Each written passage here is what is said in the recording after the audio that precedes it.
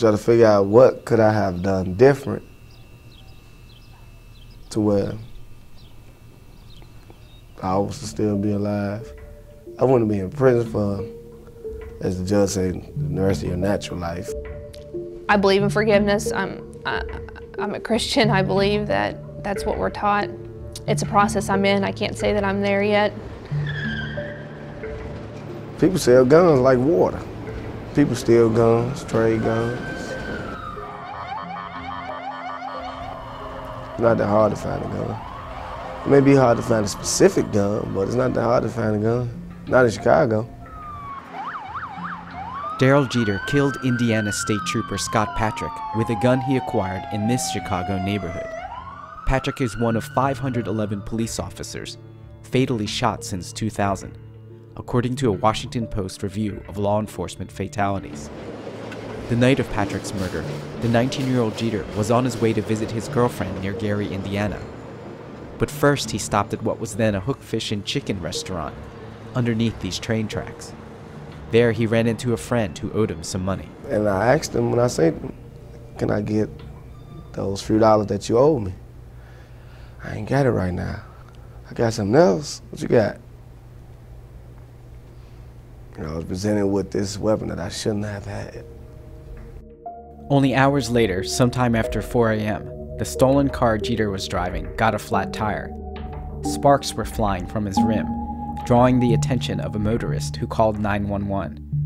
Trooper Patrick, working the midnight shift, was dispatched to the scene. It was 3 days before Christmas. Definitely believe this Scott's death was preventable. The man who shot Scott had quite a few run-ins with the law. I think the law failed him.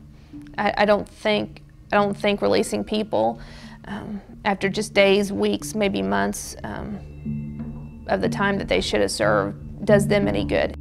By the time trucker Carl Dickel drove onto exit 9A off the interstate in Gary, Patrick and Jeter were already wrestling. He's been shot. He's been shot.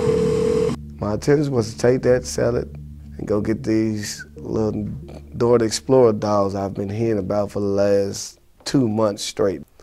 But unfortunately, I mean, my daughter got her Dora Explorer dolls, but Daddy wouldn't let him give it to him, bring it to her. Hey, Faith, I got a witness on the line, okay? There's a guy here now, and the guy got into a truck. By this time, Officer Jeffrey Gruber had arrived and spotted Jeter trying to commandeer an 18-wheeler that had stopped near Dickel's truck. He's in a Freightliner sitting here on the exit, and this other officer shooting at him. I'll get another officer. Black guy with a hairnet on his head. It just got aggressive. In my world that I live in, that I'm from, when you get aggressive, you're no longer an officer. You're just a man like me. He's sitting right here. The officer's banging on the door. But this guy needs an ambulance right now. Okay, we got fire department on the way, sir. I remember Scott's lieutenant, Lieutenant Kaiser, pulling me into a room. And I can hear him say, I mean, I can replay it in my head. It's been almost 7 years, and I can just hear those words. He said, "Scott didn't make it."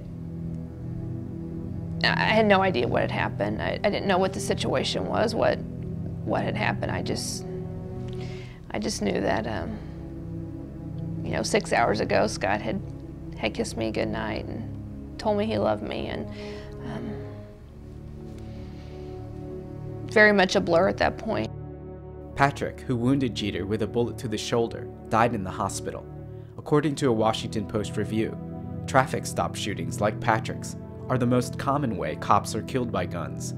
They account for 91 of the 511 police shooting deaths since 2000. Our vests have a strap that holds the front of the vest and the back of the vest together. It penetrated through that strap. It went in, went through the top of his lung, went through some vital arteries, and then lodged in his esophagus. Straddling the shores of the Calumet River south of Chicago, Riverdale's business district has seen better days. Amid a grocery, beauty parlor, and boarded-up stores is Chuck's gun shop and pistol range. This is where Jeter's murder weapon was initially bought by Dave Johnson. Police say that he paid $400 for the .380 FEG semi-automatic, and then upon leaving Chuck's on February 25, 1997, he gave it to his friend John Clinton, a convicted felon. At this time, Chuck's Guns held the infamous distinction of generating the most crime gun traces in the nation. Between 1996 and 2000, police investigating crimes recovered 2,370 firearms, initially sold by Chuck's, according to the Americans for Gun Safety Foundation. The store's owner, John Riggio, said in an interview that he isn't surprised by the Johnson transaction. But what happens after someone leaves the shop, he said, is not his fault. Clinton took the gun home to the South Side and kept it for 6 years.